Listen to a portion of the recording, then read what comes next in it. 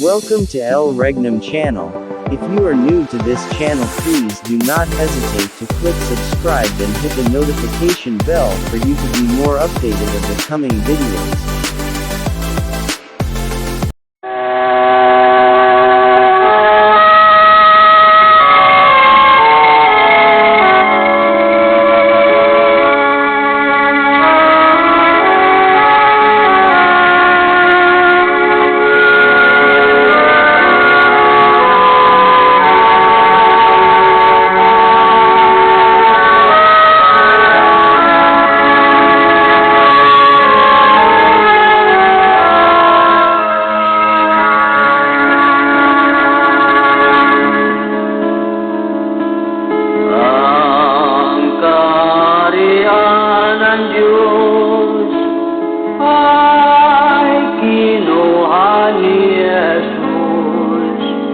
Sa lumang Jerusalem,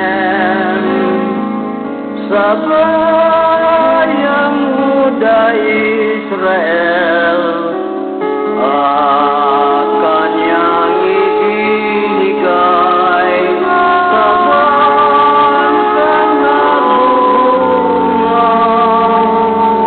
sa Diyos na kay Kristo na pananampalataya. Ang kaharian ng Diyos ikinugli ni Jesus. Hanapin natin ang bagong Jerusalem.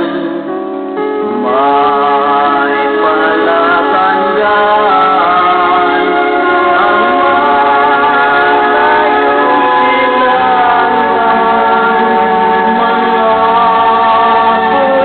ng dagat, itong bansang Pilipinas. Sa lupang inirang ang ating tahanan, doon si Kristo maghari na walang hanggan.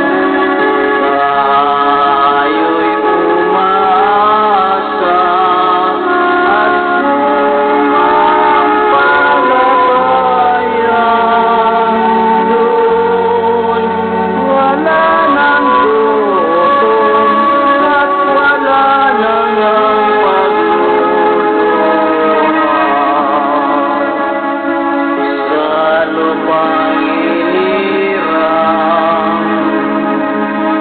ang ating tahanan, doon si Kristo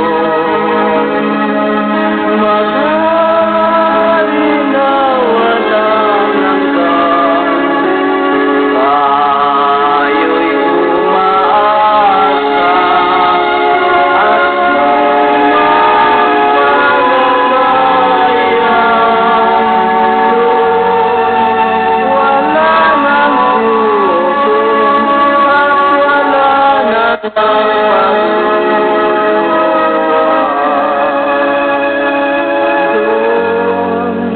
Wala nang gutom at wala nang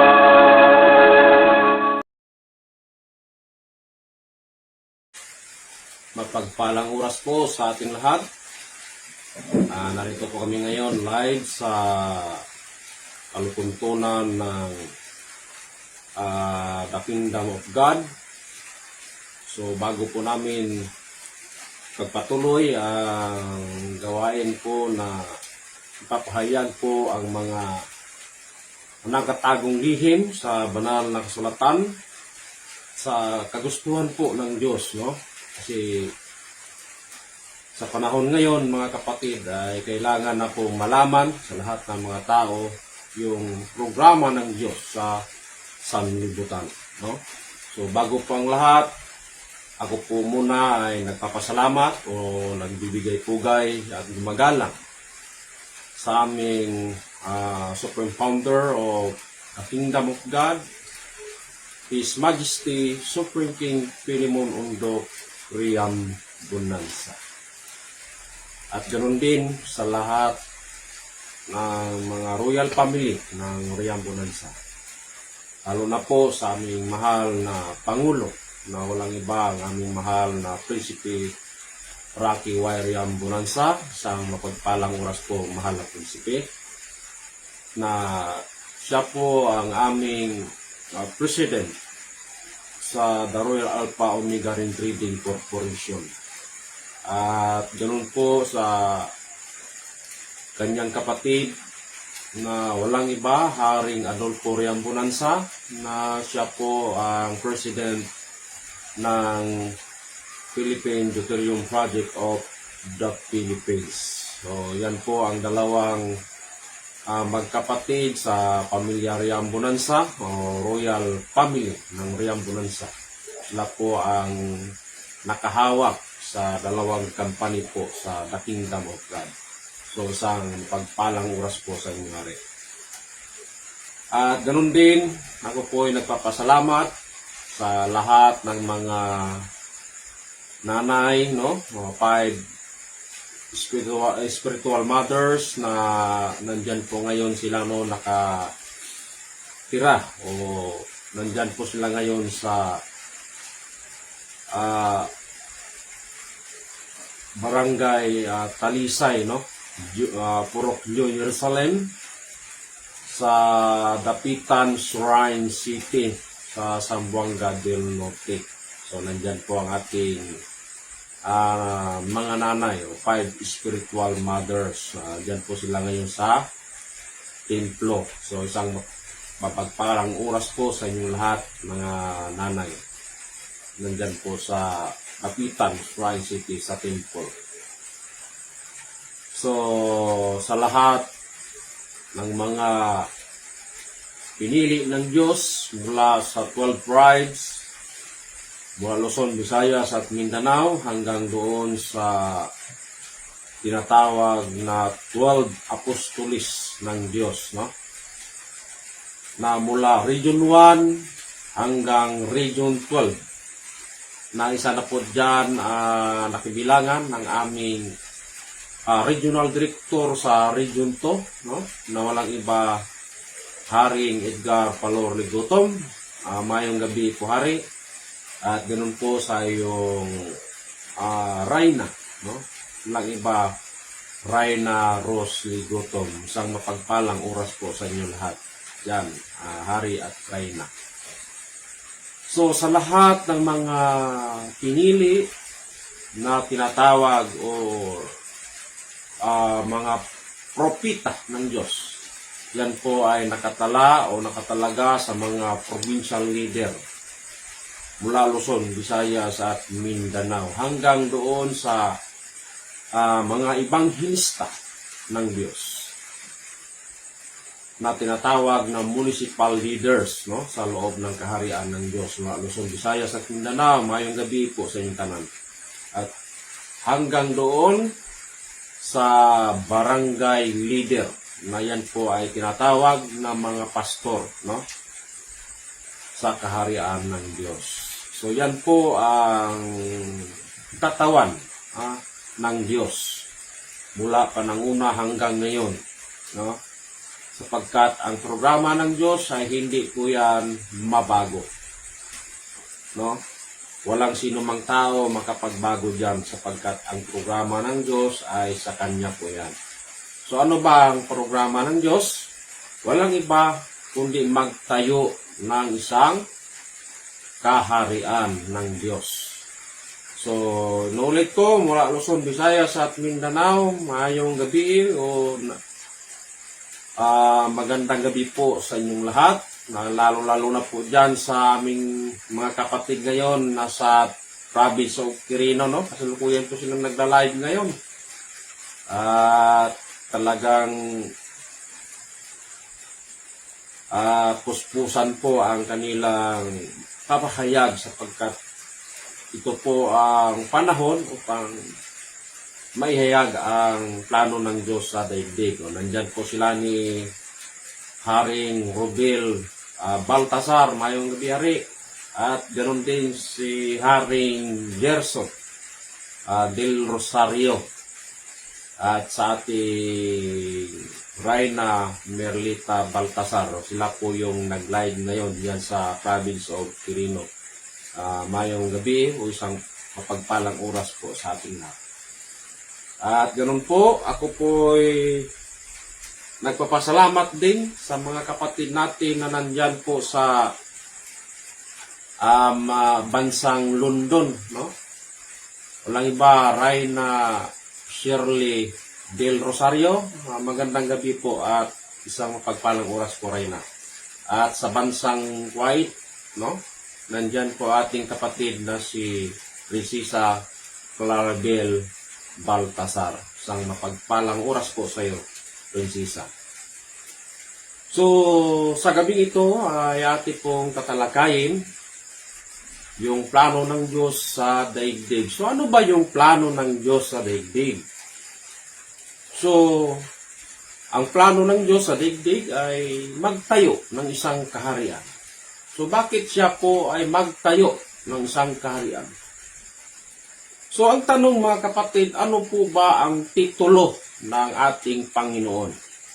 No? Una-una, ang kanyang titulo ay siya po ay hari. Pangalawa, siya po ay isang guro. Siya po ay isang pastor. At nasa kanya po ang pagka-Diyos. No? Bakit? Sapagkat pinili siya ng Diyos.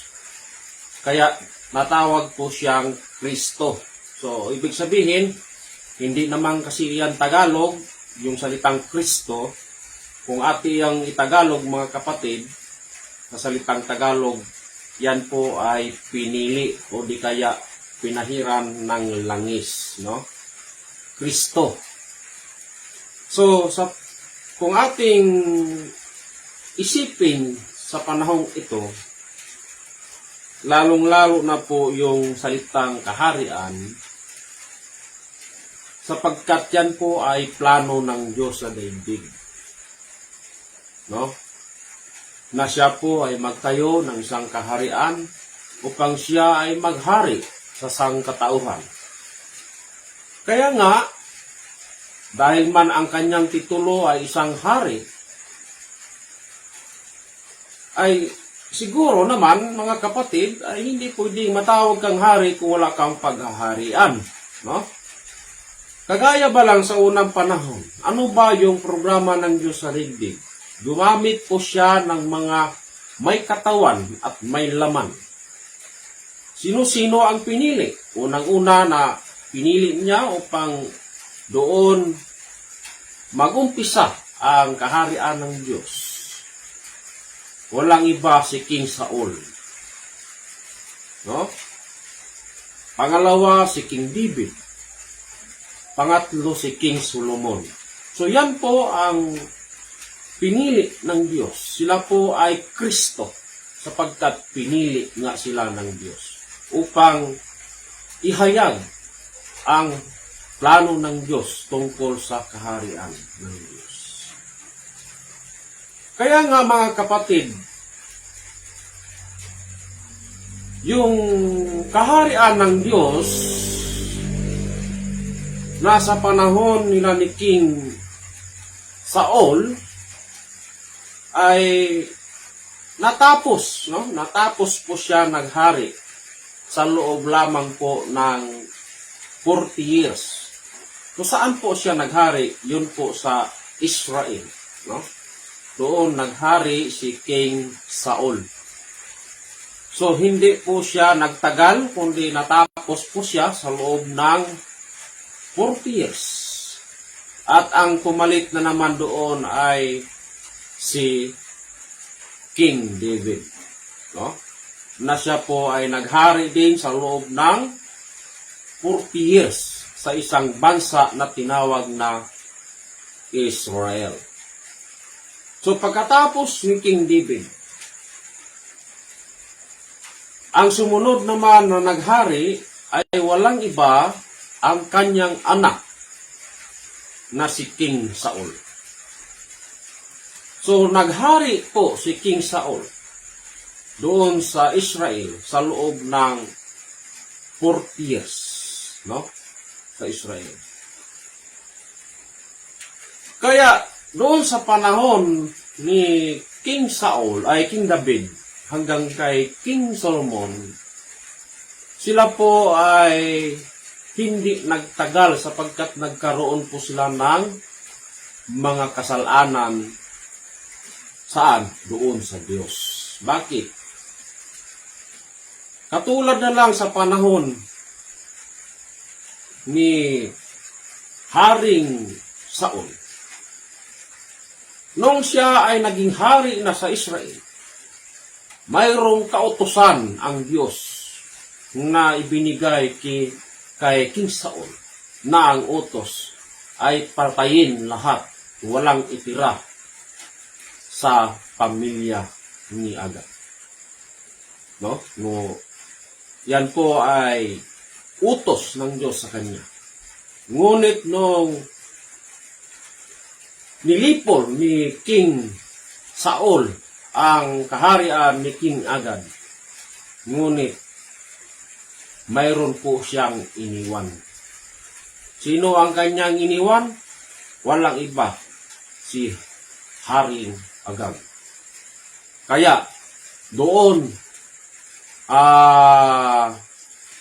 nagkasala si Haring Saul. Sapagkat ang utos ng Diyos, nilabag po niya. Sapagkat ang utos sa kanya, walang ititira. Ngunit, mayroon lang siyang itinira, walang iba, kundi si Haring Agag. Sapagkat nagpakaawa si Haring Agag kay Haring Saul na wag patayin. No? Na ang sabi ni Haring Agag na ang lahat ng kanyang ari-arian ay lahat ng kanyang kayamanan ay ibigay sa kanya. Kaya doon tumubo ang awa ni Haring Saul. Kaya doon sa awa ni Haring Saul, doon nagkaroon siya ng kasalanan. Saan siya nagkasala? Doon sa Diyos. Sapagkat ang utos sa kanya ay walang ititira, kundi patayin lahat ang binhi ni Agag. Kaya yung espiritu ng Diyos na nandoon sa katawan ni Haring Saul ay umalis. At ang bumalik ay espiritu ng masama. Kaya ang isip at ang puso ni Haring Saul ay nabagabag. Hanggang sa nung siya ay naging matanda na, ay ang pumalit, walang iba, si Haring David. No? Kaya doon kay Haring David, dumating na naman ang pagsubok sa kanya. Ano yung pagsubok sa kanya? Kundi isang babae. No?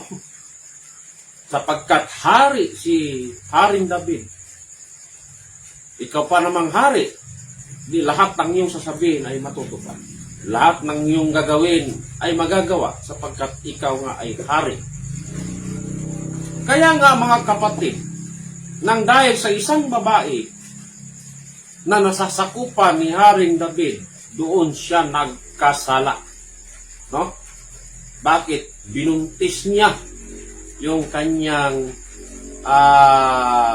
asawa ng kanyang sundalo. No? Doon siya nagkasala. Pero dahil sa awa ng Diyos sa kanya din, dahil sa pagmamahal ng Diyos sa kanya, dahil sa kanyang kahilingan na ang kanyang puso ay maging puso ng Diyos. No? Dahil doon sa kanyang panalangin na sana mabigyan siya ng kasing yung puso ng Diyos. Kaya ibinigay ng Diyos sa kanya yung kanyang kahilingan. Kaya siya ang nakakaalam sa lahat, no, ng istorya o sa lahat ng hinagpis ng Diyos. Si Haring David ang nakakaalam, kaya isinulat yan ni Haring David. Saan yun isinulat? Doon sa kanta. No? Kanta o mga awit. Kaya dyan po makikita po natin, mababasa yung mga hinanaing ng Diyos sa mga tao. No? Sa pamamagitan ni Haring David. Kaya doon siya nagkasala sa pamamagitan ng isang babae. Kaya natapos siya na naghari sa loob lamang po ng 40 years. Kaya yung pumalit ay walang iba, yung kanyang anak na si Haring Solomon. No? Kaya doon sa paghahari ni King Solomon ay nagkasala pa rin. Saan siya nagkasala? Doon pa rin sa isang babae. Binigyan siya ng Diyos ng 1,000 na asawa. Isipin mo yan, 1,000 na asawa. Ngunit, isa lang doon. Doon pa siya nagkasala. Bakit? Doon sa kanyang asawa, sapagkat binigyan man siya ng Diyos ng 1,000 na asawa, isa doon ang pinakamamahal ni Haring Solomon. Sino yon? Walang iba. Si Astaroth. No? Pinakamagandang babae, kaya mahal na mahal ni Solomon, si Astaroth. Ngunit si Astaroth ay siya po ay magsasamba o nagsasamba ng Diyos-Diyosan, sapagkat si Astaroth, siya po ay reyna ng mga Ammonita o yung sumasamba ba ng mga Diyos-Diyosan, yung maraming kamay. No? Yung mga ginagawa nila noon na maraming mga kamay-kamay. Na yun po yung sinasamba ni Astaroth. Kaya dahil gusto ni Astaroth na isama niya si Haring Solomon, dahil ayaw ni Haring Solomon na magkagalit silang na mag-asawa, dahil mahal pa naman ni Haring Solomon, kahit man labag sa kanyang puso at sa isipan, ngunit sabi ni Haring Solomon, pagbigyan ko na lang ito, ngunit pakunwari lamang. No? Kaya nung pumunta si Astaroth doon sa kanyang simbahan at lumuhod siya, yumuko-yuko doon. Pagdating din ni Haring Solomon, nakita niya yung asawa, yumuko-yuko din, kahit sa isip niya, pakunwari. Ngunit, nakita ito ng Diyos. Kaya anong sabi ng Diyos sa kanya? Solomon, Solomon, ginawa kitang hari sa Jerusalem. Ngunit, pinagpalit mo ako. Kaya doon nagkasala si Haring Solomon. Kaya yung kaharian doon sa Jerusalem, nahati ito sa dalawang bahagi. No? Mula kay Haring Saul, Haring David, buo ang kaharian sa Jerusalem. Pagdating dito kay Haring Solomon, yun na, nahati na yung Israel. 2 sa Huda at 10 sa Israel. Kaya Huda, Israel. Kaya yan po ang istorya, mga kapatid, sa kaharian ng Diyos. Kaya doon sa panahon ni Haring Solomon, na naging hari siya sa Jerusalem.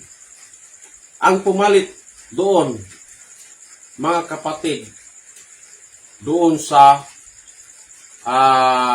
kanyang mga anak. Bagaman nagkasala si Haring Solomon, bagaman mahal ng Panginoon ang kanyang ama ni si Haring David, kaya yung parusa sana doon kay Haring Solomon hindi napunta. Saan pumunta? Doon sa mga anak ni Haring Solomon. So yan po ang istorya sa kaharian ng Diyos. Kaya ang naging hari doon sa Jerusalem, nung natapos sila, ang pumalit doon na naging hari sa Israel, si Sidikias. No? Pangalawa, si Joaquin. Yan po. Sapagkat nung natapos na naghari yung anak ni Haring Solomon, na si Roboam, at saka ni Jeroboam, nung natapos na sila, ang pumalit doon ay si Sidikias, na hari pa rin sa Israel. Kaya nga mga kapatid, nung natapos si Sidikias, bakit nasabi kong natapos? Sapagkat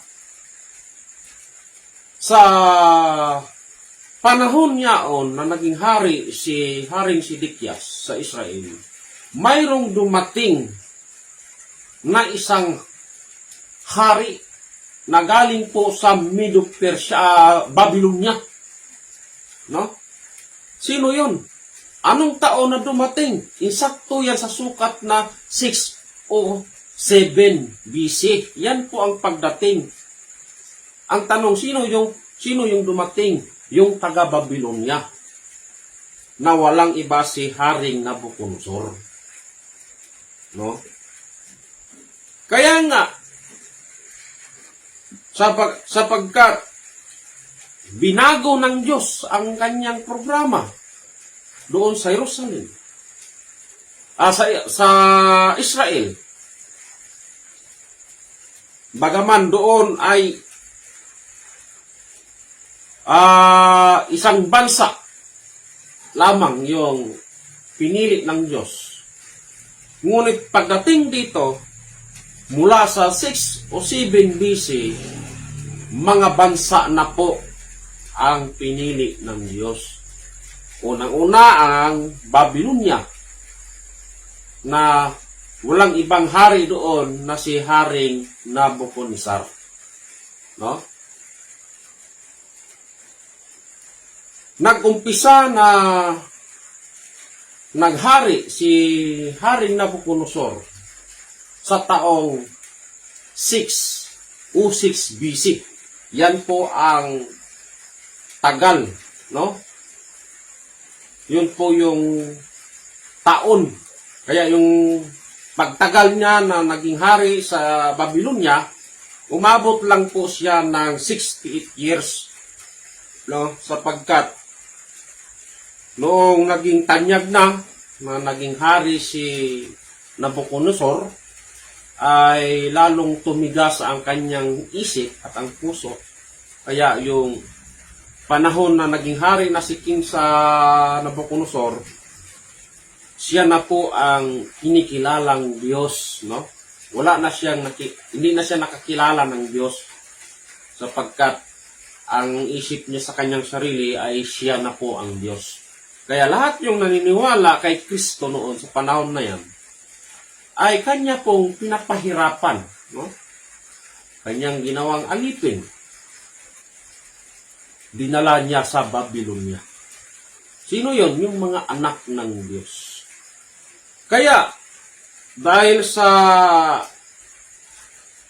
pagsik ni Haring Nabucodonosor, imbis na 70 years sana ang kanyang paghari, pinaiksi ito ng Diyos. No? Pinaiksi.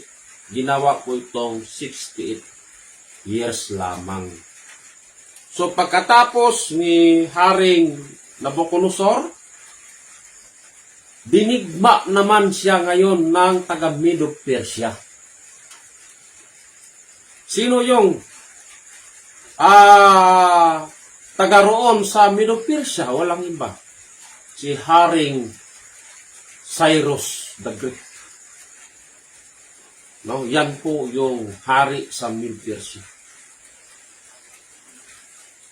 Kaya nga, sa panahon na yaon, nung dumating si Cyrus the Great, tinalo niya po ang bansang Medo Persia, ay Babylonia, sapagkat siya po ay taga Medo Persia, kaya natalo niya yung bansang Babylonia. Kaya nagumpisa sa naghari sa 538 BC at nagtagal naman si Cyrus the Great na naghari sa buong daigdig, no? Hari ba sa buong daigdig? Ay 207 years. Isipin mo yan mga kapatid ang paghari nila sa tagal. Sapagkat yan po ay ang plano ng Diyos. No? Kaya nga, nung dumating si Cyrus the Great at naging tanyag siya sa buong daigdig na naging hari. Kaya, dinigma din siya ngayon ng taga-Greece na walang iba si Alejandro Magno. No? Na taga-Greece. Kaya, natalo po ang Medo Persia. Kaya, ang naging tanyag na yaon ay ang bansang Greece sa panahon ni Alejandro Magno. No? Kaya, nag-umpisa si Alejandro Magno nga naghari sa taong 331 years. No? Yan po yung umpisa na naghari si Alejandro Magno na taga-Greece. Kaya nagtagal din siya sa loob ng 163 years. No? Ang paghari ni Alejandro Magno. Kaya nga, mga kapatid, nung natapos na ang bansang Greece, dito po ay mayroong pumalit sa isang bansa na yan, na bansang Greece, pero hindi po ito sa pamamagitan ng digmaan, kundi talagang natapos si Alejandro Magno o sa bansang Greece na naging tanyag na hari, ngunit napalitan po siya. Sino yung pumalit? Walang iba, ang bansang Roma. Hindi sa pamamagitan ng digmaan, kundi talagang yung walang kamay na bakal o digmaan ang nangyari. Kaya nung natapos ang bansang Greece sa loob ng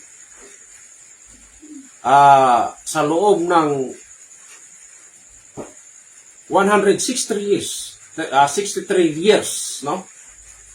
Kaya nung pumalit sa kanya ang Roma, ay nag-umpisa po ang Roma nga naghari sa buong daigdig sa loob ng 168 BC, no?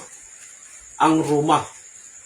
Kaya nagtagal ang Roma na naghari sa buong daigdig sa loob ng 644 years. Yan po yung tagal. Isipin mo yung mga kapatid ng pagtagal ng paghari sa isang bansa na yan. Kaya doon sa panahon ng Roma, na yun pa naman ang tapat din nung ipinanganak si Panginoong Hesus. No? Roma. Bakit? Dahil kung ating babalikan, kung atras tayo dito sa panahon mula kay King Saul, ni King David, hanggang kay King Solomon, na dito sa panahon ni King Solomon, natapos po siya na naghari sa loob ng 997. Yan po, mga kapatid. Kaya doon sa panahon ni King Solomon, na nabago yung programa ng Diyos. No? Ang ipinatayo ng Diyos na kaharian ay pangbuong daigdig na. Hindi lang sa isang bansa. No? Kagaya nung una sa panahon ng Israel. Kaya 4 na bansa ang naging tanyag na kaharian sa buong daigdig. Mula Babylonia, Medo-Persia, Greece at hanggang sa Roma. No? Roma. Kaya sa panahon na yaon, doon din nangaral ang ating Panginoon na naging tanyag ang Roma na hari sa buong daigdig. Kaya nung nangaral na ang ating Panginoong Hesus tungkol sa mabubuting balita sa kaharian ng Diyos doon sa Israel, sapagkat ang Israel kasi, ang pinakasintro po dito, ito po yung tinawag na Jerusalem. Yan po ang sintro. Katulad ba sa ating bansang Pilipinas na ang pinakasintro sa Pilipinas, walang iba yung Maynila. Kaya dito naman sa isang bansa na tinawag na Israel, ang pinakasintro po dito yung Jerusalem. Kaya doon sa Jerusalem, sa panahon na naging tanyag ang Roma, no, na hari sa buong daigdig, doon din nagumpisa na nangaral ang ating Panginoon. Kaya nung nangaral na ang ating Panginoon sa mabubuting balita tungkol sa kaharian ng Diyos, ay walang tumanggap sa Kanya. Bakit? Dahil tamang-tama naman na hari ang Roma, di sinong kililanin o sundin ng mga tao doon, kundi doon sa Roma. Kasi mga hari pa yung Julius Caesar, Octavio Caesar. Yan po yung mga Caesar na naging tanyag na hari na bansang Roma. Sila po yung mga hari dyan. Kaya, nung nangaral na ang ating Panginoong Diyos sa Jerusalem, kaya doon sa panahon na yon, pinasok niya yung mga bayan at nayon. Bakit? Dahil wala na, no? Natapos na yung panahon na naghari si Haring Solomon. Natapos na. Hanggang doon sa naging tanyag na bansa, no, na naghari sa buong daigdig.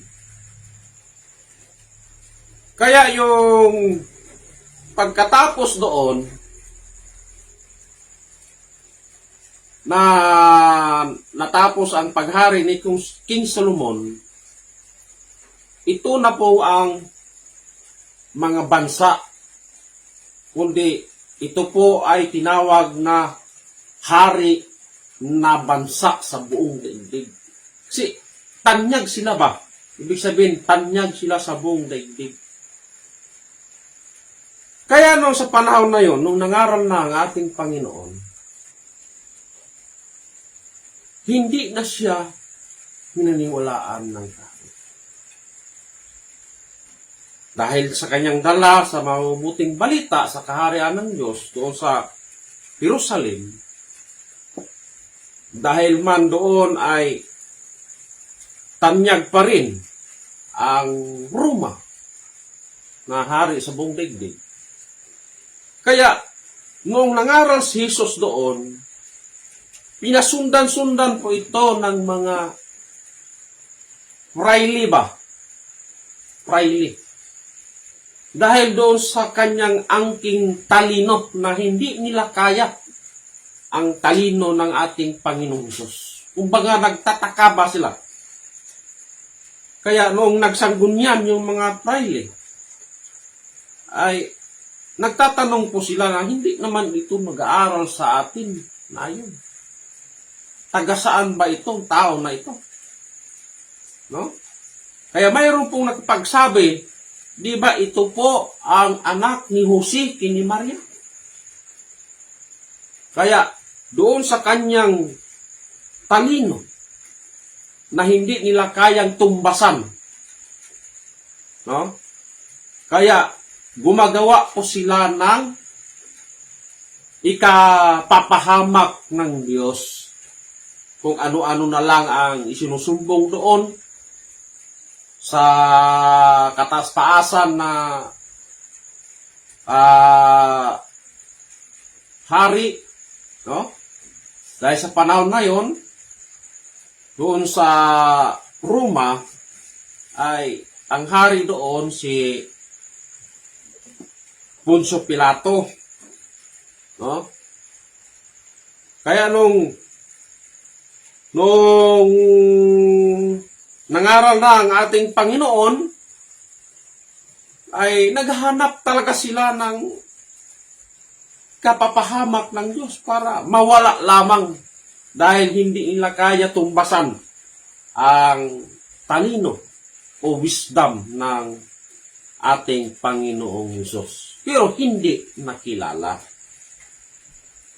Kaya nung nangaral na ang ating Panginoon tungkol sa mabuting balita sa kaharian ng Diyos, na kung ating babasahin po ito sa Lucas 4:43, kibasa natin, friends.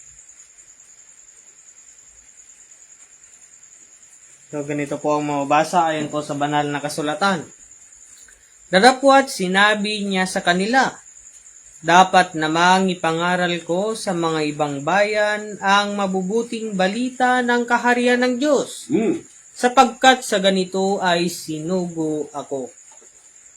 Kaya nga, diyan sa panahon ni Jesus, nung nangaral na siya ng tungkol sa kaharian ng Diyos, saan yan? Doon sa Jerusalem. Kaya nga, nung nangaral na siya, ay dami pong nagtataka kung saan niya nakukuha yung kanyang talino na wala man lang makapaghigit sa kanya. Kaya naghanap talaga sila ng ikapapahamak ng ating Panginoong Hesus. Hanggang sa nakahanap sila ng tsimpo, no? Na hanapan nila ba ng para mahuli lang si Jesus. Kaya nung nangaral siya, na doon sana itayo muli yung nasira ang kaharian sa pamamagitan ni Jesus doon sa Israel. Kaya nga yung kaharian doon, na doon sana itayo, ay wala pong tumanggap. Kaya nga, kahit man si Jesus tinawag pa doon na hari ng mga Hudyo, yung gang pamilya nga niya doon, hindi rin naniniwala. Bakit? Anong sinabi ng kapariho niyang mga Hudyo? Anong sabi, friends? Yan sa Juan 8:52. Pakibasa natin. Ganito po ang mababasa ayon po sa banal na kasulatan. Sinabi ng mga Hudyo sa kanila, ngayon nalalaman naming merong kang demonyo. Oops. Ano sa tingin po natin? Masama ba yun o ano yun? Ikakabuti kaya? Sabi nga ng mga kasama niya, mga Hudyo pa yun ha, alam namin mayroon kang demonyo. Sipin mo yung bintang sa ating Panginoon. Hindi kaya naman masakit. Kaya nga, doon sa plano sana ng Diyos na ibinigay doon kay Panginoong Hesus, na siya muli yung magtayo sa kaharian. Kaya yung mga tanyag na kaharian na 4 na bansa, dahil natapos man sila, no? Unang-una, ang bansang Babylonia na natapos sa 68 years. Pangalawa, si Alejandro Cyrus the Great na taga Medo-Persia. Natapos lamang po ito sa loob ng 207 years. At ang pangatlo, na si Alejandro Magno na taga Greece, natapos lamang ito sa loob lamang ng 163 years. At pagdating dito sa Roma na siyang pang-4 na bansa na naging tanyag na kaharian sa buong daigdig, natapos sila sa 476 AD. So wala nang kaharian sa buong daigdig. Ngayon po sana yung plano ng Diyos sa pamamagitan ni Hesus, itayo niya muli sana ang kaharian doon sa Jerusalem. Bakit? Kasi pinili po ang Jerusalem. Pinili pa ng Diyos. Kahit ating babasahin yan, friends, sa Jeremias 3:17. Pakibasa natin kung ano ba yung klase ang Jerusalem.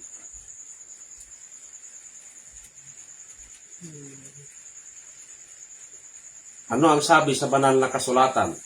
So ganito po ang mababasa ayon po sa banal na kasulatan. Sa panahong yaon ay tatawagin nila ang Jerusalem na luklukan ng Panginoon, at lahat ng mga bansa ay mapipisan doon sa pangalan ng Panginoon sa Jerusalem. Hindi na rin lalakad pa man sila ng ayon sa pagmamatigas ng kanilang masamang kalooban. Tingnan mo. Yun sana ang plano ng Diyos. Pag sinabi kasing luklukan ng Diyos, ibig sabihin tirahan ng Diyos. Sino yung nakatira doon? Walang iba, ang ating Panginoong Hesus. Kaya nga yung plano doon, napakabuti na plano na doon itayo ang kaharian na siyang panglima na kaharian sana mula doon sa Babylonia, Medo-Persia, Greece, Rome. No?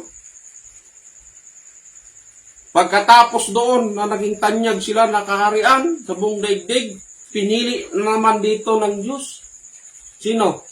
Si Jesus na Nazareno. Taga Nazaret ba? Saan ba yung sakop ng Nazaret? Di ba doon yan sa Israel? Kaya yung Jerusalem, na yung plano ng Diyos, sana yung panglimang kaharian, ay hindi po natuloy ang plano. Bakit? Wala mang tumanggap. Kaya anong sabi ng Diyos? Doon sa Jerusalem, basahin po natin. Lucas 13, 34 hanggang 35. Pakibasa natin, praise. Ganito po ang mababasa ayon po sa banal na kasulatan. O Jerusalem, Jerusalem, na pumapatay sa mga propeta at bumabato sa mga sinugo sa kanya.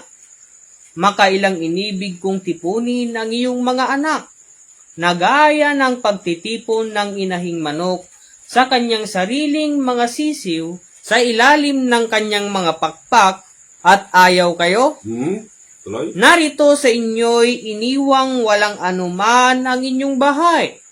At sinasabi ko sa inyo, hindi ninyo ako makikita. Hmm.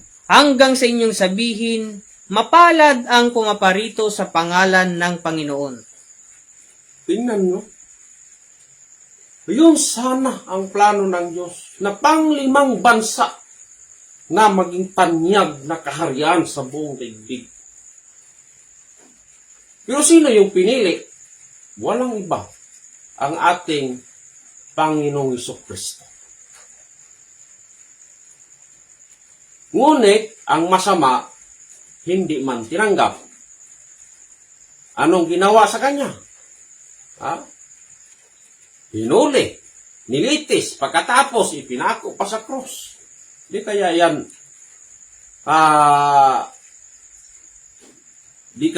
yan na matawag na lapastanganan na gawain. Kaya, kahit sino mang tao, Diyos nga mismo, nagtampo.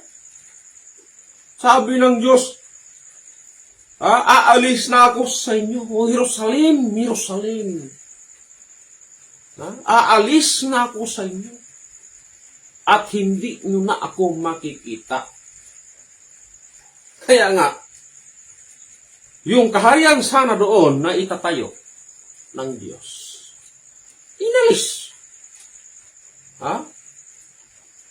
Kaya nga, anong sabi ng alagad doon sa kanya?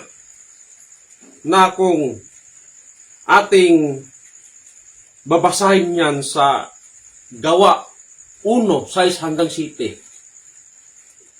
Pakibasa, Prince. Gawa 1. 6-7.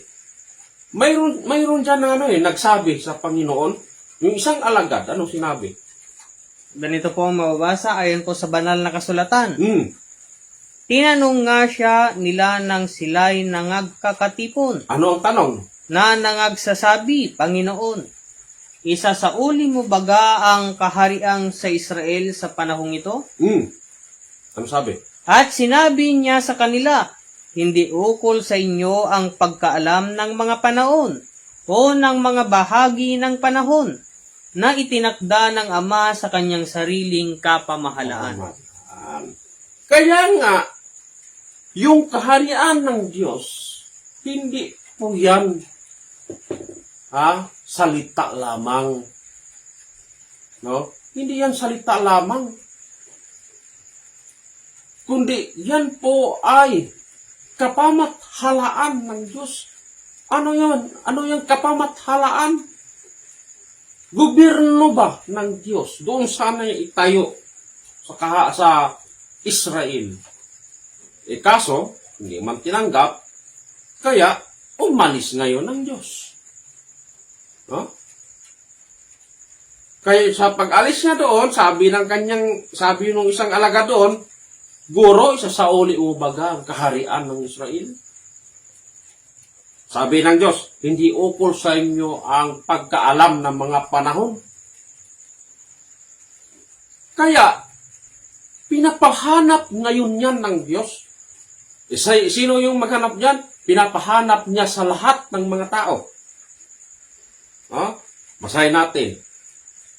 Matthew 6:33. Anong sinabi, Prince?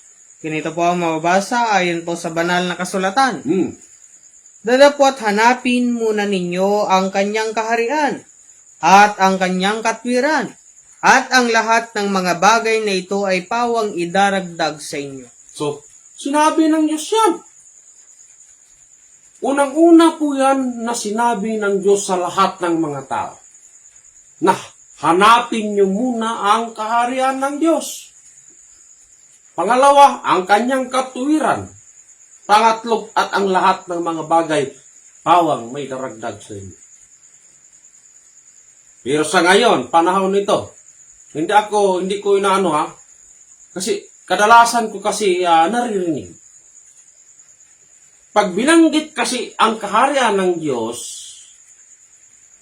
agad po nilang sasabihin po yan, na nandoon po yan daw sa taas, ng tuktok ng langit o ano ba sa banda roon.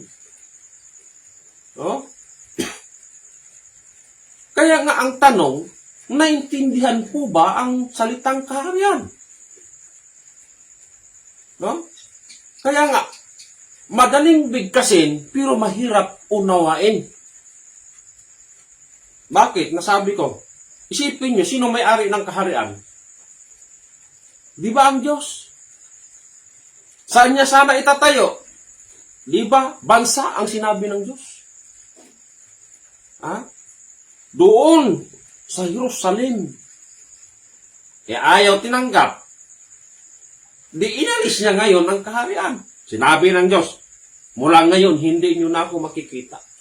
At walang pagkaalam sa inyo ang pagtayo sa kaharian. Wala.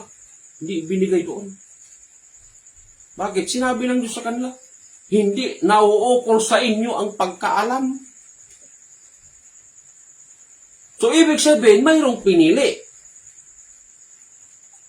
Isipin po natin, mga kapatid, hindi ukol sa inyo ang pagkaalam. So, ibig sabihin, kung saan man niya ito ililipat, so, understood yan na doon niya ibibigay din ang pagkaalam sa kaharian ng Diyos. No? Kaya nga, kung ating babasahin po yan sa banal na kasulatan, doon sa Matthew 21, 42 hanggang 43, pakibasa po natin, friends. Ganito po ang mababasa ayon po sa banal na kasulatan. Mm. Sinabi sa kanila ni Jesus, kailan may bagay hindi ninyo nabasa sa mga kasulatan? Ang batong itinakwil ng nangagtatayo ng gusali, ang siya ring ginawang pangulo sa panulo. Mm. Ito'y mula sa Panginoon at ito'y kagilagilala sa harapan ng ating mga mata. Kaya nga sinasabi ko sa inyo, aalisin sa inyo ang kaharian ng Diyos at ibibigay sa isang bansang nagkakabunga. So, yan po ang maliwanag, no, na istorya ng Diyos. Sinabi ng Diyos, alisin sa inyo ang kaharian at ibigay sa isang bansa na nagkakabunga. Ang tanong, naintindihan po ba natin yung salitang kaharian? Hindi porke, pag sinabi mo, binanggit mo ang kaharian ng Diyos, agad mo yan ituturo kung saan-saan. Turo doon sa taas, kung saan-saan pa yung tuturo. Ngunit, ano ang ating sundin? Yung mga sabi-sabi ng mga tao, kaya yung plano ng Diyos, napakaliwanag pang sinabi, alisin sa inyong kaharian, ibigay sa isang bansa nga nagkakabunga. So, ibig sabihin, hindi po yan ipapahanap ng Diyos kung hindi natin mahanapan. Ay kung doon yan sa taas ipapahanap ng Diyos, o sa kaibubugnawan pa ng kapunpunawan ng kalangitan, ang tanong, mahanapan pa ka natin dyan? Kaya nga mga kapatid, yan po ang aming ipapahayag sa inyo na hindi porke marunong tayo magbasa sa banal na kasulatan ay hanggang doon lang tayo magbabase sa basa-basa. Basta mabasa no, parang comics. At kanya-kanya na natin bigyan tayo ng kahulugan yan. May direksyon na sinabi ng Diyos. Gumawa pa siya ng plano. Kumbaga sa engineer ba? Pinadala muna sa geodetic engineer, ipinasa ulit sa engineer, pagkatapos ng engineer, ipinasa doon sa foreman. Yan po, parang ganun ba ang sistema? Bakit? Kaya nga gumawa siya ng mga katawan. Anong sinabi? Episo 4, verse 11 hanggang 12. Sino lang yung mapalad na pinagbigyan ng Diyos ng mga plano? Basahin natin. Ganito po ang mababasa ayon po sa banal na kasulatan. Oh. At pinagkalooban niya ang mga iba na maging mga apostol.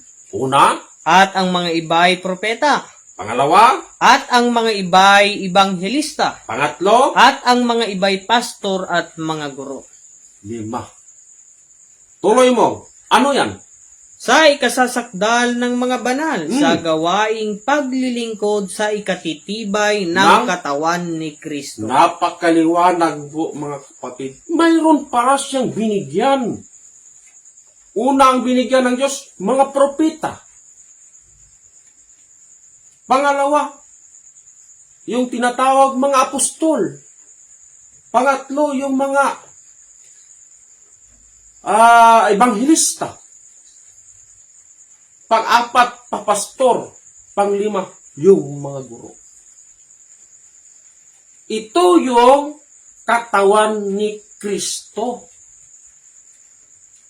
Pag katawan ka, ibig sabihin, nakakaalam ka sa plano ng Diyos. Sapagkat ang Diyos ang direktor sa lahat. Binigyan ba niya lang yung mga katawan niya? Kaya nga, tingnan po natin kung sinong may dala nito. Na unang-una, apostol ti Diyos. Pangalawa, mga propeta ng Diyos. Pangatlo, mga ibanghilya o ibanghilyo ng Diyos. Mga ibanghelista, kung tawagin. Pang-apat, mga papastor ng Diyos. Pang-lima, guro. Sa ikatitibay ng katawan ni Kristo. Ngunit, tingnan natin mabuti ito kung ano ang kanilang isinisigaw na bilang katawan ni Kristo. Kung ano yung plano ng Panginoon sa Kristo, pati ito ay ganun ang plano. Kung isinisigaw ng ating Panginoon Kristo ang tungkol sa mabuting balita sa kaharian ng Diyos, ganun din itong katawan. Walang nagkakaiba po yan, mga kapatid. Kung si Kristo man ang ulo sa kaharian ng Diyos, dito sa baba din, ganun din ang kanilang isisigaw tungkol sa mabubuting balita sa kaharian ng Diyos. Ngayon, wala na doon si Jerusalem, inalis na. Na, imbis na doon sana itayo yung pang-limang kaharian sa Jerusalem o sa Israel, hindi man nila tinanggap, kaya kinuha ng Diyos ang kaharian, ibinigay doon sa isang bansa nga nagkakabunga. Ang tanong, nagpatuloy pa ba doon ang istorya ng Diyos? Nagpatuloy, mga kapatid. Yan nga ang plano ng Diyos magtayo ng isang kaharian na hindi na ito kailan pa magigiba. Ayon po yan sa Daniel 2:44. Kung basahin po natin yan sa banal na kasulatan, na ni kailanman yung ipapatayo niya doon sa panglimang bansa kung saan yon na mapalad na pinagbigyan, doon niya itatayo muli ang kaharian na ni kailanman ay hindi na ito magigiba. Kaya ang tanong, saang bansa kaya ito ibibigay? Kung ating isipin ngayon, mga kapatid, palagay lang natin, halimbawa, 300 nation of the world. Isa lang ang pinili ng Diyos na mapalad na doon niya ibigay ang kaharian. So anong palatandaan doon sa isang bansa ngayon? Halimbawa man 300 nation. Isa doon pinili ng Diyos. Ano ang kanyang direksyon ibinigay? Bansang nagkakabunga. Na yung batong na itinakwil, ginawa nilang doon sa panulok.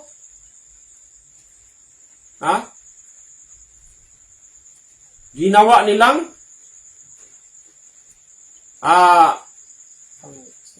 pangulo sa panulok. Ngayon, tingnan natin ang basihan.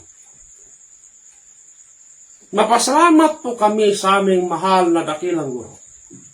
Dahil walang iba ang aming mahal na supremo sa kaharian ng Diyos. Ang aming supreme founder of the kingdom of God. His Majesty, Supreme King Pilimon Undok Riam Bonanza. Na bilang kami mga katawan niya ay kanyang binabahagian sa pagkaalam sa kaharian ng Diyos. Saan? Doon sa isang bansa nga nagkakabunga. Ngayon, ang tanong, mayroon po itong palatandaan sapagkat hindi po yan magkahiwalay ang Diyos at ang kaharian. No? Bali-baliktarin mo man ang istorya, hindi yan magkahiwalay ang kaharian at ang Diyos. Kaya sabi ng Diyos, alisin ko sa inyo ang kaharian, ibigay sa isang bansa nga nagkakabunga. So ang tanong, anong palatandaan doon sa isang bansa na yun? Ngayon, kung ating i-search yan, palagay po natin, 300 nation sa buong daigdig. Iisa lang doon ang pinili ng Diyos. Bansang nagkakabunga. Kaya nga, yung kaharian na inalis niya doon, binigyan niya ito ng direksyon. Upang sinumang maghanap nito, ay kanya pong mahanapan. Kasi sabi ng Diyos, hanapin niyo muna ang kaharian. Ngayon, hindi pala mahanapan, di sinungaling ang Diyos. Pero hindi ganon. Nagbigay pa rin siya sa banal na kasulatan ng mga direksyon na dapat nating sundan. Na dapat nating kilalanin ng mabuti yung direksyon para iakma po natin sa kilos at galaw ng daigdig at kilos at galaw doon sa isang bansa na mapalad na pinagbigyan. Yung bato na itinakwil, no? Ginawa nilang doon sa panulok, no? Ngayon, bakit ginawang bato sa panulok? Tama ba, friends? Pangulo sa panulok. Yung bato ba? So ano po yung direksyon na doon natin mahanapan yung sinabi ng Diyos? Kaya nagbigay nga siya ng direksyon Basahin po natin. Isaiah 2:8. Pakibasa natin yan. So ganito po ang mababasa ayon po sa banal na kasulatan. Ang kanila namang lupain ay puno ng mga Diyos-Diyosan. Kanilang sinasamba ang gawa ng kanilang sariling mga kamay, na ginawa ng kanilang sariling mga daliri. So doon sa isang lupain na mapalad na binigyan ng Diyos ng kanyang kaharian na doon niya itatayo muli, ay binigyan po niya ito ng palatandaan. Bagaman gumamit ang Diyos ng mga parabola sa banal na kasulatan, ngunit binigyan niya ito ng palatandaan. Inuulit ko binigyan niya ito ng palatandaan. Para tayong maghanap ay hindi tayo mahirapan maghanap. Sundan lang natin yung direksyon. So, tingnan natin ang kilos at galaw doon sa isang bansa kung akma doon sa kanyang hula. Sabi ng Diyos, isang lupain ay puno ng Diyos-Diyosan na kanilang sinasamba ang gawa ng sarili nilang mga kamay. Ngayon, search po natin mga kapatid.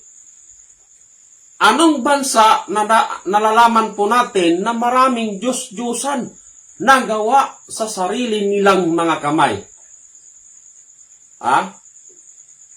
Isipin natin, anong bansa na doon nagkakabunga sa paniniwala ni Kristo na ayon sa hula Diyos sa panahon ni Propeta Isaias.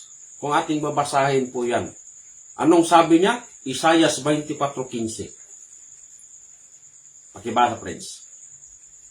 Ganito po ang mababasa ayon po sa banal na kasulatan. Kaya't luwalhatiin ninyo ang Panginoon sa silanganan. Sa makatuwid bagay ang pangalan ng Panginoon, ng Diyos ng Israel sa mga pulo ng dagat. So, maliwanag po ha. Sinong nalalaman natin na Diyos ng Israel? Sige nga. Diba? Yan ay ating mukhang bibig. Lalong-lalo na po pag dumating ang mga panganib. Dumating ang gabi o anong oras. Binabanggit po natin. Sino yun? Nalalaman natin na Diyos ng Israel. Di ba si Panginoong Hesus? Na hindi tinanggap doon? Saan siya tinanggap? Dito sa isang bansa nga nagkakabunga. Saan yun? Doon sa malayong silangan sa mga pulo ng dagat. Ngayon, ano kaya yung nandoon sa malayong silangan sa mga pulo ng dagat? I-research po yan, mga kapatid. Right? Mayroon kayong mga cellphone dyan o ano pa man. Mga gadget na pwede nating i-search kung ano yung nandoon sa malayong silangan sa mga pulo ng dagat. Na doon luwalhatiin ninyo ang Diyos ng Israel. Kung i-search mo yan, kung lalo na po, tingnan po natin sa world map, mga bansa po na nandoon sa malayong silangan, sa mga pulo ng dagat, yan po ang nandoon makikita po natin. Una-una po yan, yung Japan, pangalawa yung Indonesia, pangatlo yung Malaysia, at pang-apat po yung Pilipinas. Kaya nga, tingnan po natin dito, sa kilos at galaw sa apat na bansa na ito, kung ito ba'y tugma doon sa hula. Ba? So, search natin. Ang bansang Japan po ba ay maraming naniniwala sa pangalan ng Kristong Diyos sa Israel? So, wala. Bakit? Mga Indonesian yun ay mga Buddhism yan Subukan mong isigaw-sigaw dyan yung pangalang Jesus na Diyos ng Israel kung hindi nakabibitayin yan sa bansa na yan. Kasi isa lang ang paniniwala yan, si Buddha. Dadako tayo sa pangalawa, ang Indonesia. Ang bansang Indonesia po ba ay ayon po sa hula ay liwalhatiin ang Panginoong Diyos ng Israel. Pagdating dito, anong tawag sa kanila? Ang bansang Indonesia. Yan po ay mga Indonesian. So, ibig sabihin, hindi pa rin siya nakakuha doon sa hula ni Propeta Isaias. Pangatlo, ang Malaysia. Ang bansang Malaysia po ba, mga kapatid, ay niwalhati ang ating Panginoong Kristo, ang Diyos sa Israel? No. Hindi po yan niwalhati doon. Sapagkat sila po ay mga tawisin. Hindi po sila naniniwala na si Jesucristo ay Diyos. So, ibig sabihin, wala rito, sa tatlo ang nakakuha. Dito kaya sa pang-apat na bansa na tinawag na Pilipinas, na nandoon pa rin yan sa malayong silangan sa mga pulo ng dagat. Kahit i-search nyo yan sa Philippine Archipelago, i-research nyo kung totoo ba ito ay nasa mga pulo ng dagat. Kaya nga, tingnan po natin ang kilos at galaw sa isang bansa kung saan inihula ng Diyos na doon mapalad ibigay ang kaharian. Sapagkat sinabi, alisin ko sa inyo ang kaharian ng Diyos ibigay sa isang bansa nga nagkakabunga. Ngayon, ito kayang bansang Pilipinas. Tunay kaya na siya ang mapalad na pinagbigyan? So, hindi po ako mahiya, mga kapatid, na totoong-totoo na ang bansang Pilipinas ang siyang mapalad na pinagbigyan ng Diyos ng kaharian sapagkat yun ang nakakuha doon sa akma at kilos at galaw ng isang bansa kung saan doon ibinigay ng Diyos ang tamang hula at mga propesya. Walang iba ang ating bansang Pilipinas. Bakit? Para matupad yung hinula ng propeta Isaias na isang bansa nga nagkakabunga ni Apostol Matthew, at hinula pa ito ni propeta Isaias na luwalhatiin ninyo ang Diyos ng Israel doon sa malayong silangan sa mga pulo ng dagat. So dalawa ang nagpapatunay. Isang apostolis ng Diyos at isang propeta ng Diyos. Ni Apostol Matthew, pinapatunayan po niya na sinabi, ibigay doon sa isang bansa nga nagkakabunga ayon sa plano ng Diyos na pinapahayag ng kanyang mga apostolis.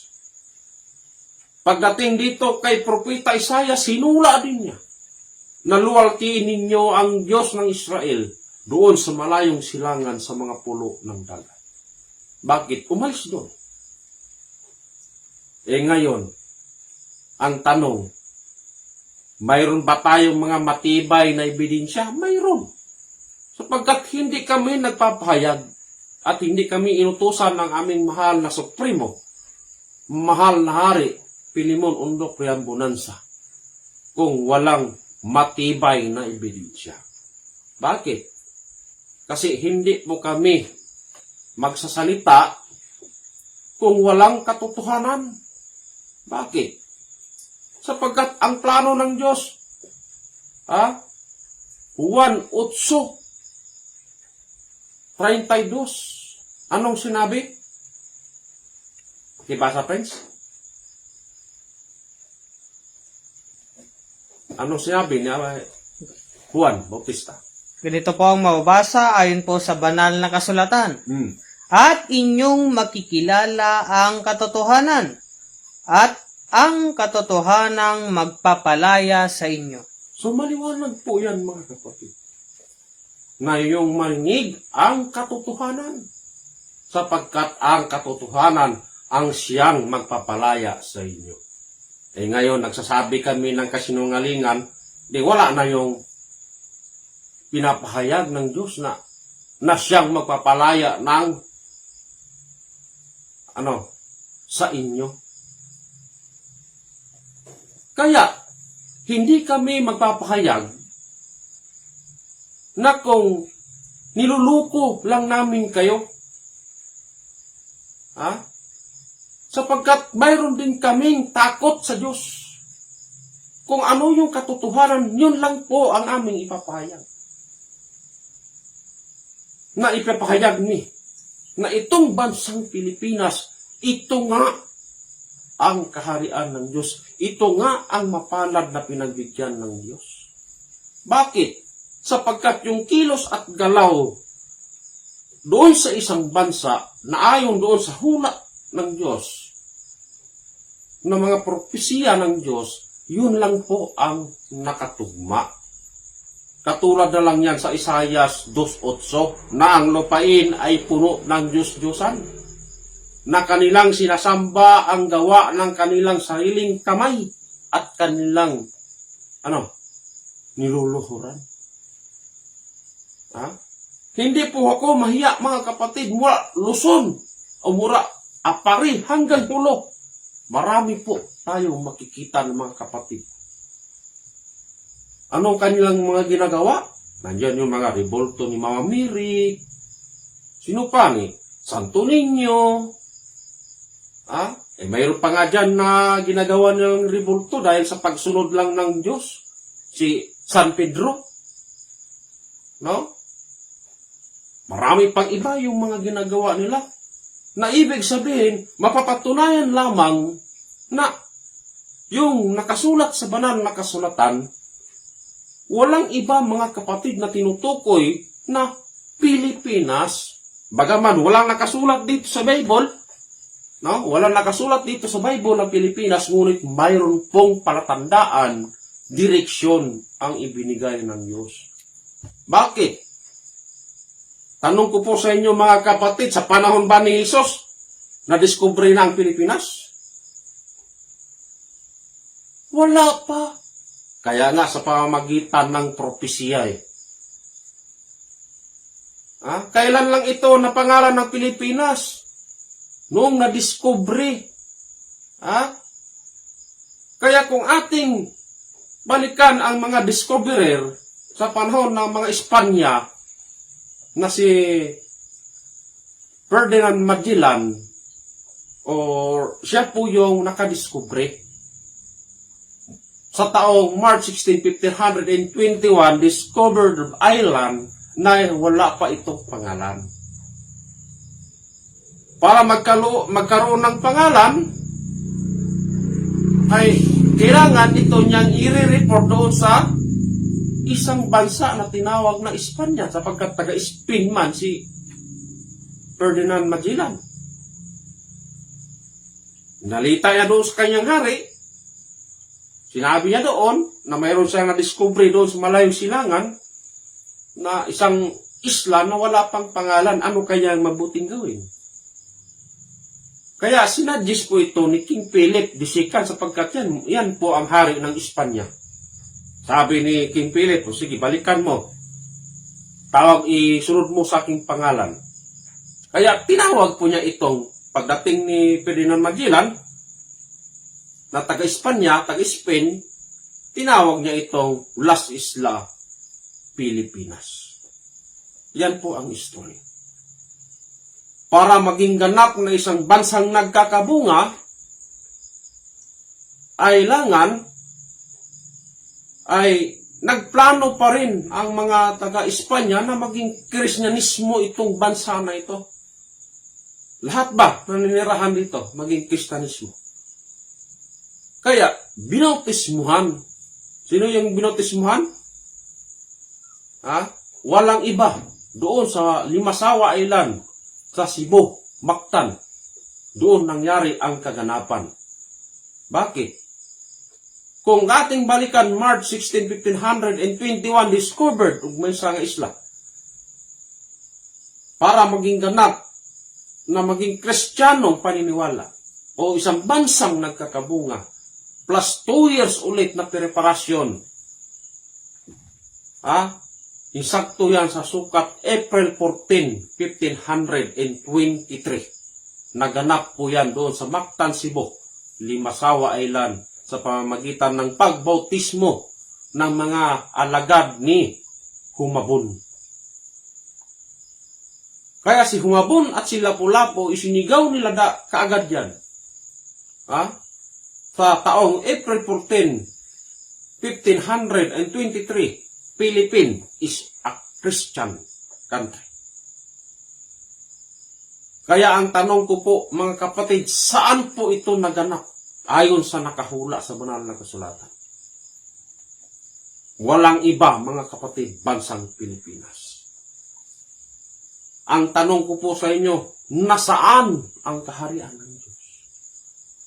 Hindi po ko mahiya na walang iba ang ating bansang Pilipinas. Ito na ang panglima na bansa na maging tanyag sa buong daigdig na kaharian ng Diyos. Sapagkat ang plano ng Diyos ay siya po ay uupo sa kanyang trono at maghari sa buong daigdig. Sapagkat ang kanyang titulo ay hari. Kaya nga, nakasulat po dyan sa banal na kasulatan po yan, sa Revelation 16-19, kung ating babasahin. Pakibasa po natin, friends. Ano ang titulo? Ganito po ang mababasa ayon po sa banal na kasulatan. 19. 16-19, o baliktarin mo lang, nandyan. 19-16, Revelation. Ganito po ang mababasa sa Revelation 19:16. Ayon. At siya'y mayroong isang pangalang nakasulat sa kanyang damit Ano nagsulat? at sa kanyang hita, Hari ng mga hari at Panginoon ng mga Panginoon. So maliwanag po yan, mga kapatid. Kung saan po natin nalalaman yung tumatawag na hari, sapagkat sinabi niya, hari sa mga hari. Ibig sabihin, mayroong hari doon sa kanyang baba at mayroong talagang pinakamataas na hari. Kaya tinawag hari sa mga hari. Ano pa? Panginoon sa mga Panginoon. Yan po ang palatandaan doon sa isang bansa. Kung sino yung tumawag na hari, kasi yan po ang sign na tawag doon sa Diyos. Alangan naman, dumating yung Diyos, sabihin mo, Panginoon. Sabi na nga niya na ang tawag hari sa mga hari. So wala pong nakakaalam po yan, mga kapatid, kung di yaong tumanggap lamang. No, walang nakakaalam kung di yaong tumanggap lamang. Kaya, unti-unti naming ipapahayag sa inyo yung plano ba ng Diyos sa daigdig. Kaya, pinapahayag na namin ngayon na itong ating bansang Pilipinas, ito ang kaharian ng Diyos. Bakit? Dito niya itayo muli ang kaharian na inalis niya doon sa isang bansa na Israel at ibinigay sa isang bansa na kakabunga na walang iba ang ating bansang Pilipinas. Sapagkat doon sa hula ni Propeta Isaias na ang lupain ay puno ng Diyos-Diyosan. Walang iba po yan, mga kapatid, na matatagpuan po natin mula apari hanggang hulo ay puno ng Diyos-Diyosan. So makatuwid baga ay understood na ang bansang Pilipinas, ito nga ang tinutukoy ng Diyos sa pamamagitan ng kanyang mga talinghagang salita. No? Kaya po, kami po ay nagpapasalamat ngayon sa kaorasan na ito, na hindi po kami mahiya na itong ating bansang Pilipinas ang siyang kaharian ng Diyos ayon sa plano ng ating Panginoon na siya'y maghari sa buong daigdig. Kaya nga, kami po'y nagpapasalamat unang-una sa aming mahal na dakilang guro, mahal na hari, Pilimon Undok Riambunansa, sapagkat hindi po namin ito malalaman kung hindi po galing po sa Kanya, na kami po ay inutusan, binigyan ng kunting kaalaman upang ipapahayag namin ang bawat katotohanan na walang iba ang ating bansang Pilipinas ang siyang kaharian ng Diyos. Kaya ako po ay nagpapasalamat din sa aming mahal na Pangulo na walang iba, mahal na Prinsipe Rocky Y. Riambunansa at ganoon din sa kanyang kapatid, Haring Adolfo Riambunansa. Isang pagpalang oras po sa inyo. At sa lahat ng mga pamilya Riambunansa o the royal family ng Riambunansa, mayong gabi sa inyong tanan dyan. Diha, no? Sa Dapitan Shrine City. Sa Zamboanga del Norte. Sa lahat ng mga kasamahan po natin mula Luzon, Visayas at Mindanao, mabuhay po ang The Kingdom of God. So kami po ay nagpapasalamat, lalo na po sa lahat na ating mga kapatid ngayon na gumaganap, na sila po ay nagsisigaw sa kahanginan, no? Nagsisigaw sa kahanginan. Yung on the air ba? sa pamamagitan ng ating mga gadget ngayon. Sapagkat pasalamat po tayo dahil talagang